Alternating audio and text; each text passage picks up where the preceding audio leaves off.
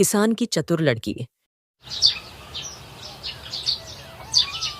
तो बात है कुछ समय पहले की, जहां एक छोटे से गांव में हरिया नाम का एक किसान रहता था, जिसकी दो सुंदर बेटियां थीं।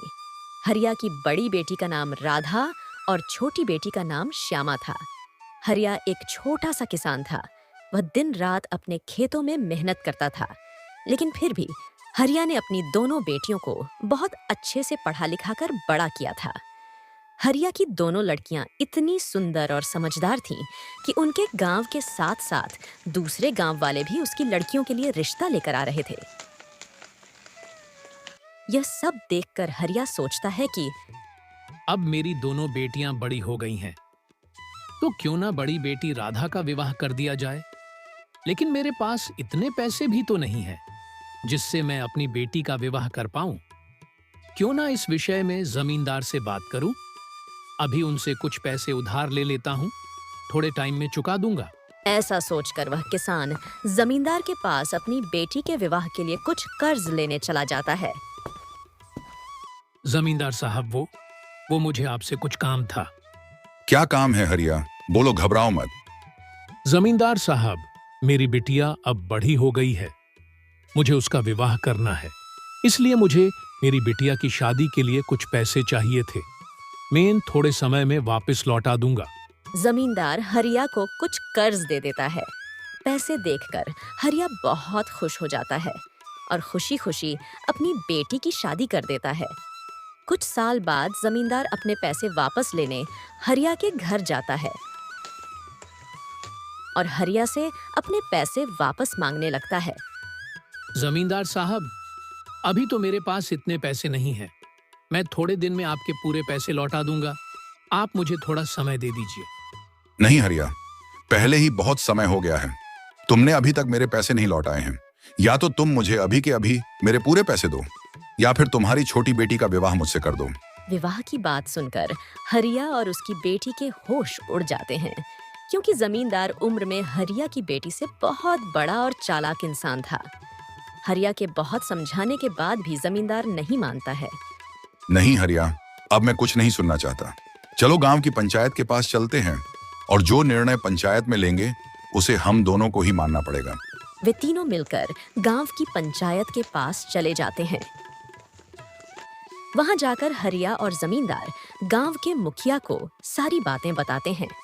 उनकी बातें सुनने के बाद मुखिया ने थोड़ा सोच विचार किया और कहा, भाई देखो, यह मामला तो बहुत उलझा हुआ है। इस समस्या को सुलझाने का मेरे पास अब एक ही तरीका है। इसका फैसला हम किस्मत पर छोड़ देते हैं। हम एक पात्र में दो पर्चियां डालेंगे। एक पर्ची पर जमींदार और एक पर्ची पर हरिया लिखा होगा, और फिर हरिया की बेटी को पात्र में से बिना देखे एक पर्ची उठाना होगी। उस आधार पर लड़की के पास तीन विकल्प होंगे। पहला, अगर वह जमींदार वाली पर्ची उठाती है तो उसे जमींदार से विवाह करना होगा और उसके पिता का सारा कर्ज माफ हो जाएगा।